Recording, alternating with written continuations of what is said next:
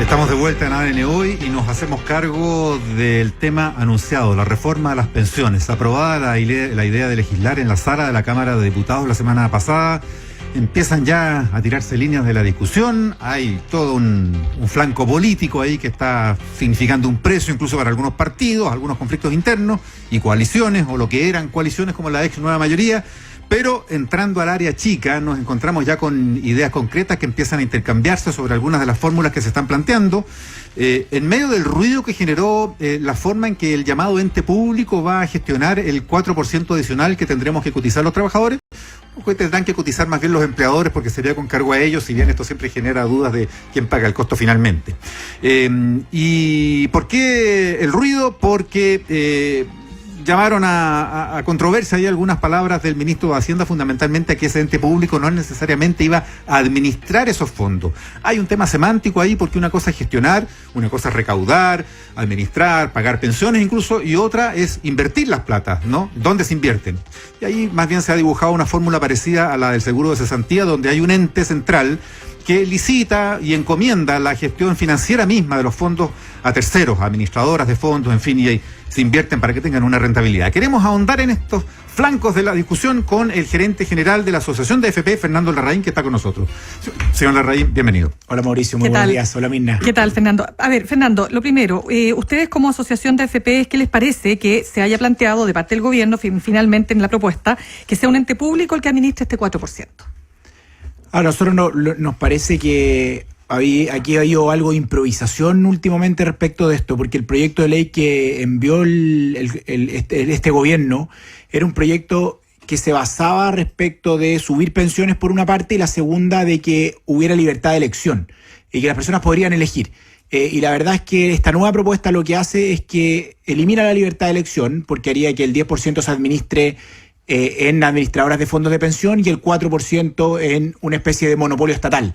Y no hay claridad si este ente va, como decía Mauricio recién, si este ente va a recaudar, va a pagar pensiones, va a administrar los recursos. O sea, todavía hay mucha incertidumbre respecto a este tema, y lo que nos preocupa es que las pensiones es un tema que es prioritario para toda la ciudadanía, parece prioridad número uno, y yo creo que no están los tiempos para estar improvisando respecto a estos temas. Claro, es que Fernando, quiero entrar en el punto de por qué se llegó a aquello. Sabemos primero que nada que el gobierno necesitaba los votos de la democracia cristiana, estamos de acuerdo, ¿no? Sí, eso es así. Y ese fue condición sine qua non que le puso la democracia cristiana. ¿Por qué? Porque y ahí me interesa su opinión, porque lo que dice justamente la oposición es que las AFP ya tienen suficiente poder, digamos, y que además en el ejercicio de este poder lo que ha pasado, desde el punto de vista de algunos por lo menos dentro de la oposición, es que lo que ha pasado es que tenemos un sistema que no da para más, ¿verdad? Que es necesario cambiarlo. Y que cambiarlo pasa también por generar otros elementos distintos a las AFP. Y esa sería una de las razones, no sé si estoy explicándolo correctamente o muy correctamente, pero más o menos por ahí va. Es decir, quitarle a las AFP todo el control de la administración de los fondos. Entonces, desde ahí, hay una consigna detrás de eso que es ni un peso más a la AFP. Exactamente. Sí. Entonces, saber si es posible, o sea, ¿cómo lo ven en ese punto la discusión? Yo creo que esa discusión es una discusión que está errada, porque la discusión de fondo acá es cómo mejoramos las pensiones, no si hay más pesos o menos pesos a las AFP. Acá hay una discusión, se ha debatido mucho tiempo respecto de quién debiera administrar, cuando el eje que nosotros debiéramos tener es cómo mejoramos realmente las pensiones.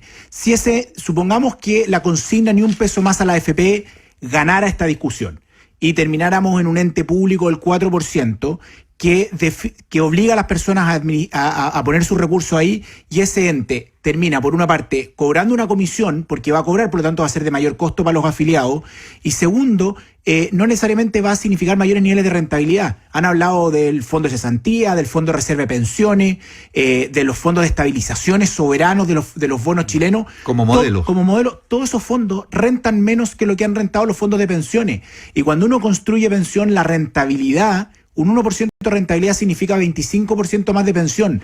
Por lo tanto, esta discusión de ni un peso más a la AFP puede terminar siendo una discusión que termine en un sistema encarecido para los afiliados y en un sistema que entregue no mejores pensiones, sino que pensiones en el margen mejores. Y eso a nosotros nos preocupa, solamente por darse un gusto de un slogan.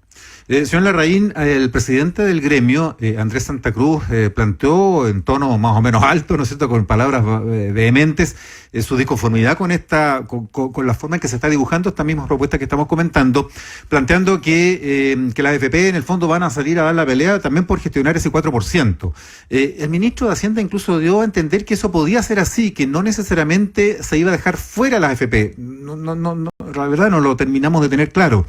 Pero el punto es, si ustedes están dispuestos a dar la pelea por administrar ese 4% extra, están dispuestos también a permitir, no son ustedes quienes pueden permitir, porque esto lo ve la ley, pero están dispuestos a dar su anuencia al hecho de que el ente público también pudiera manejar el 10% que hoy cotizamos y que entonces todos compitan por todo y los trabajadores decidan. Yo creo, Mauricio, que no le haría sentido a nadie que nosotros dijéramos que el 10% tiene que estar en las AFP y que haya libertad de elección solo en el 4%. Por lo tanto, si va a haber libertad de elección, tiene que haber libertad de elección sobre la cotización previsional completa. Esta separación del 10 y el 4 es una separación espuria en la lógica de que trata de cumplir el eslogan del ni un peso más a la AFP. Acá lo que debiera pasar es que debiéramos aumentar la cotización y que el 14% se administre por administradoras de fondo, que puede ser administradora de fondo de pensión, podría ser una administradora eventualmente pública, habría que ver cómo se construye eso, pero efectivamente uno no puede decir, oiga, yo quiero competir en un espacio y en otro no quiero competir. Acá uno tiene que competir en todo y la competencia la hace bien al sistema en un sistema que hoy día existe competencia. Es más, ahora en octubre ingresa una nueva AFP. Sí, ahora, es que para cerrar ese tema, es que en el fondo ustedes hacen la apuesta que ustedes os van a ofrecer una mejor rentabilidad que las otras fórmulas, si es que las otras fórmulas se parecen a lo de la administración del Fondo de Cesantía o la gestión de los fondos de pensiones, en fin, del Fondo de Reserva. Claro, porque ahí hay una fórmula en que se están acumulando platas, para que todos entendamos de qué estamos hablando. Esos son unos fondos que hoy hay en Chile, ¿no es cierto?, para acumular plata, gestionarla, invertirlas en sistemas financieros, pero con rentabilidades moderadas, se supone, pero más seguras, para pagar los seguros de desempleo o para tener un fondo de reserva ante contingencia por el tema de pensiones.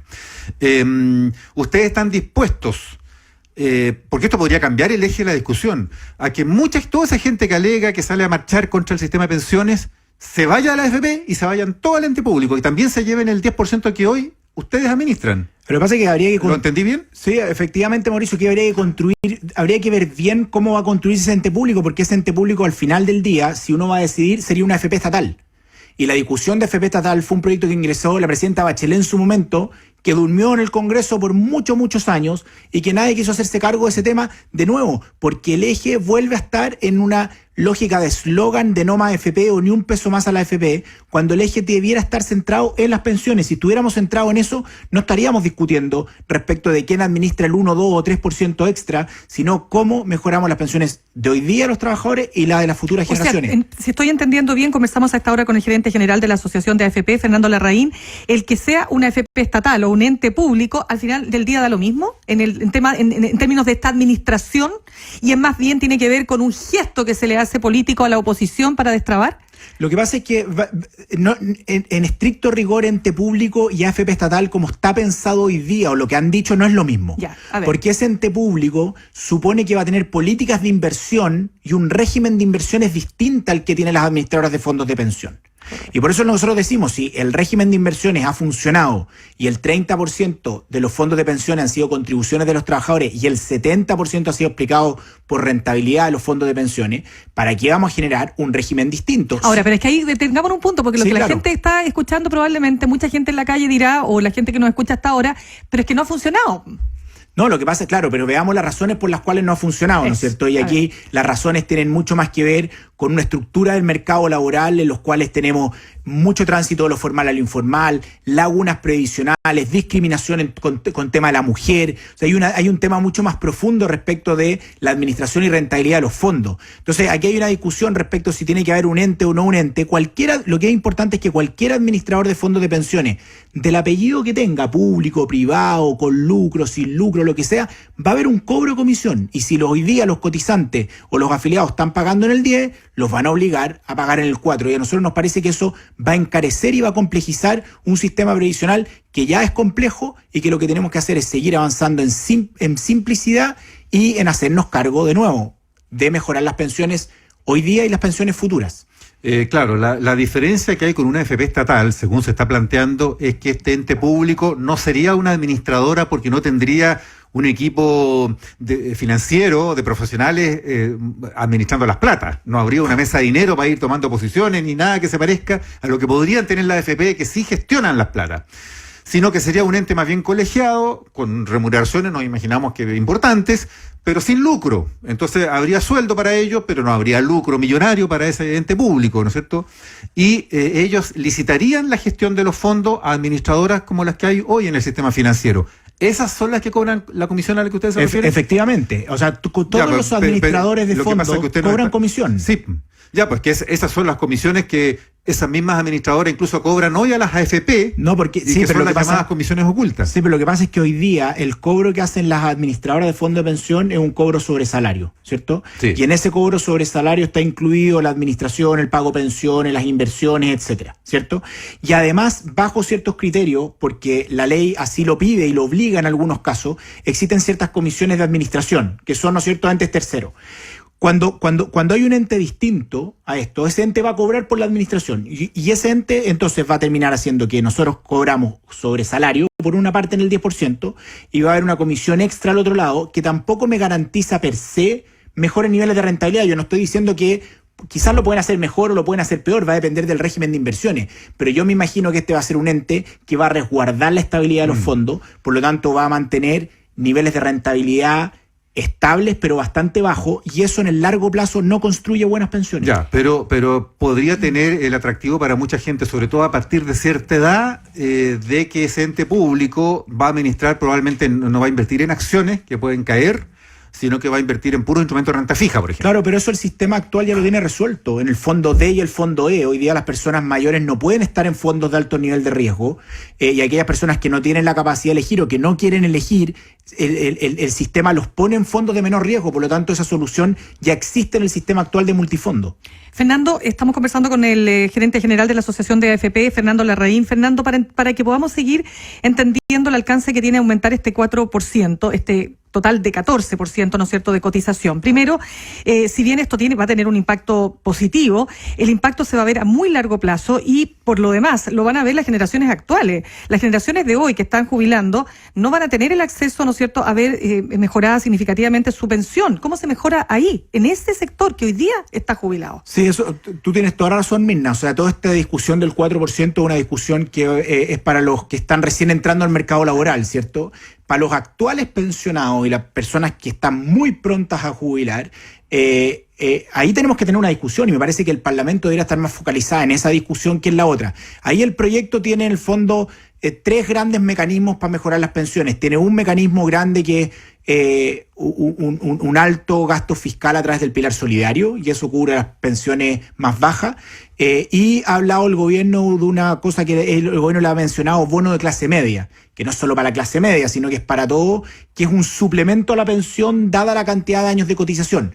Nosotros creemos y esperamos que en el Congreso se discuta. Yo creo que como país podemos hacer un esfuerzo mayor en poder mejorar las pensiones en curso de pago. Claro, pero de todas maneras, fíjate que en la letra chica empiezan a aparecer cosas como que las mujeres, pero tienen que haber cotizado por lo menos 15 años de su vida, ¿verdad? ¿Y qué pasa? Las mujeres en general cotizan menos de 15 años. Entonces, nuevamente, la pregunta, este sistema que puede funcionar fantásticamente bien, si el sistema laboral o si el mercado laboral funciona bien, está, insisto, directamente relacionado lo uno con lo otro, pero el mercado laboral en Chile no es perfecto, como no lo es en ninguna parte. Por eso hay sectores dentro de la oposición que plantean la necesidad de introducirle elementos de reparto.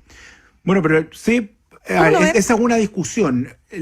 La mayoría, y hoy han salido muchas encuestas últimamente, y yo creo que una de las razones por las cuales el proyecto que envió la presidenta Bachelet, que tenía un componente de reparto, finalmente no se aprobó, es que la mayoría de las personas prefiere que la plata para su pensión sea a su cuenta individual.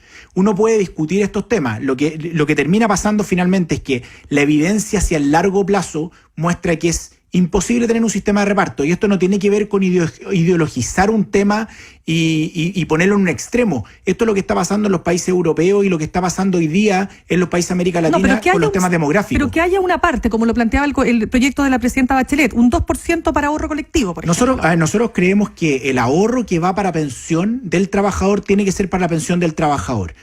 Por distintas razones, porque este fondo colectivo finalmente cómo se va a pagar, a quién va a beneficiar. Acuérdate que el sistema antiguo, el sistema nuestro, que era un sistema de reparto, era un sistema que tenía altos niveles de regresividad, porque beneficiaba a aquellos que cumplían ciertas funciones laborales, que finalmente eran los que trabajaban más tiempo, que eran los que tenían más posibilidad de hacerlo, es decir, las clases más acomodadas del país. Entonces, para poder evitar esos temas, nosotros tenemos que manejar y mejorar el mercado laboral, y yo creo que una de las cosas que ha estado ausente del debate, que está ausente de este proyecto de ley, y por eso nosotros hemos dicho que el proyecto de ley del gobierno nos parece que es insuficiente, es hacernos cargo de, por ejemplo, el año pasado hubieron más de 3 millones de personas que no cotizaron en el sistema previsional. Entonces nosotros podemos subir del 10 al 18, pero si la gente no cotiza no sacamos nada. O sea, acá hay que hacerse cargo respecto a los temas de fondo, que es como un mercado laboral en el cual la gente transita de lo formal a lo informal, al cuenta propia, se hace cargo de estas cotizaciones. Y eso es algo que está ausente del debate y que tenemos que ponerlo en el debate previsional. De todas maneras, solo para cerrar, Fernando, yo sé que esta es una discusión que nos podíamos estar toda la mañana y todo el día conversando, pero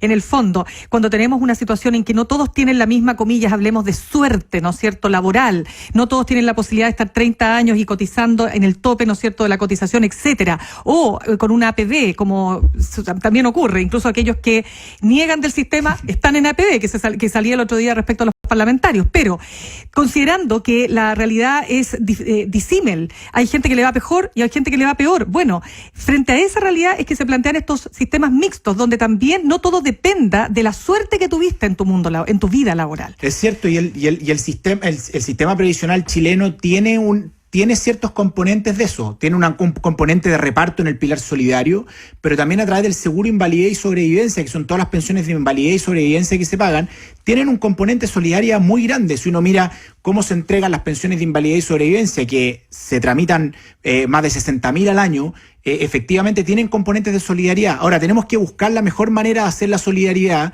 y tanto la OECD como los organismos internacionales han sugerido que esto sea a través de impuestos generales y el pilar solidario, y esa es una discusión que parece que tenemos que tener en el Parlamento, y ese es el tipo de discusión que uno esperaría tener, más allá de una discusión de quién debiera o no debiera administrar el 4%. Fernando Larraín, gerente general de la Asociación de AFP, gracias por haber estado en ADN hoy.